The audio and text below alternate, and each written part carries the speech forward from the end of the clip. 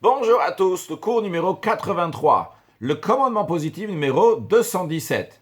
C'est l'ordre de faire la chalitza, c'est-à-dire, dans le cours précédent de Rambam, nous avons appris que s'il y avait Reuven et Shimon, donc deux frères, et un des frères est mort sans avoir d'enfant, eh bien, l'autre frère qui est resté en vie, il va se marier avec la femme de celui qui est décédé, de celui qui a quitté le monde, de celui qui est mort.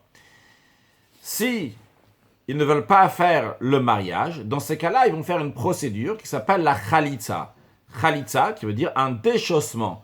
Car la Torah dit Vechaltza nalo me'al raglo, que la femme du défunt, la femme de celui qui est mort, va enlever la chaussure du frère de celui qui est mort donc, et qui ne veut pas se marier, ils ne veulent pas se marier ensemble.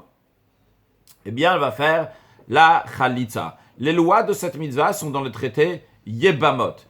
Nos sages disent que le commandement de Yiboum, le fait que le frère va se marier avec la femme, donc le Yiboum, ça passe avant la mitzvah, le commandement de Chalitza, du déchaussement, c'est-à-dire qu'il vaut mieux se marier avec la femme du frère une fois que le frère il est mort, sans enfant, plutôt que faire le déchaussement, donc qui est une sorte d'acte de divorce, c'est-à-dire que dorénavant, cette femme, la femme du frère, va plus avoir de rapport avec l'autre frère, ils vont se quitter puisqu'ils ne vont pas se marier ensemble.